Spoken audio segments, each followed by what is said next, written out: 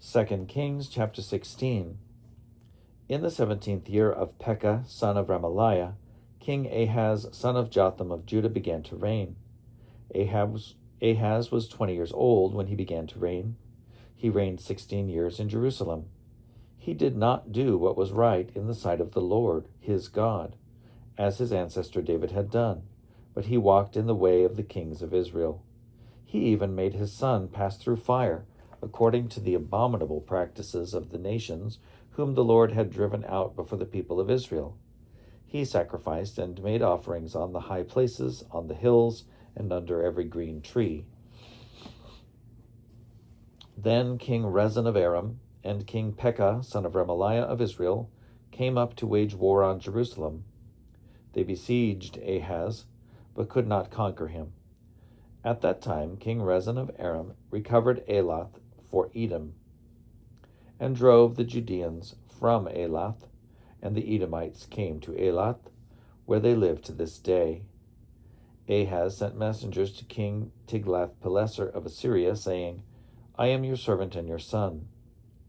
Come up and rescue me from the hand of the king of Aram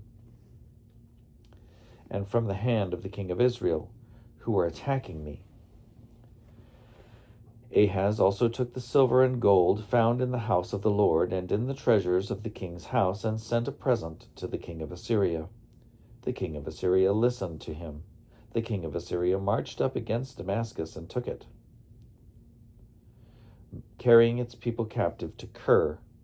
Then he killed Rezin. When King Ahaz went to Damascus to meet King Tiglath-Pileser of Assyria, he saw the altar that was at Damascus. King Ahaz sent to the priest Uriah a model of the altar and its pattern, exact in all its details. The priest Uriah built the altar in accordance with all that King Ahaz had sent from Damascus. So did the priest Uriah build it, before King Ahaz arrived from Damascus. When the king came from Damascus, the king viewed the altar. Then the king drew near to the altar, went up on it, and offered his burnt offering and his grain offering, poured his drink offering, and dashed the blood of his offerings of well-being against the altar. The bronze altar that was before the Lord he removed from the front of the house, from the place between his altar and the house of the Lord, and put it on the north side of his altar. King Ahaz commanded the priest Uriah, saying, Upon the great altar offer the morning burnt offering, and the evening grain offering, and the king's burnt offering, and his grain offering, with the burnt offering of all the people of the land, their grain offering and their drink offering. Then dash against it all the blood of the burnt offering, and all the blood of the sacrifice.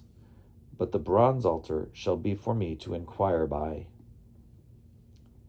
The priest Uriah did everything that King Ahaz commanded.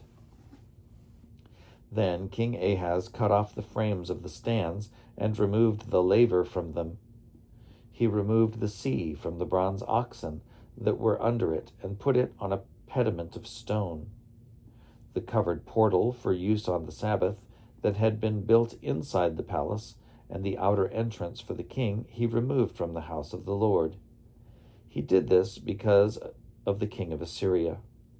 Now the rest of the acts of Ahaz that he did, are they not written in the book of the annals of the kings of Judah? Ahaz slept with his ancestors and was buried with his ancestors in the city of David. His son Hezekiah succeeded him.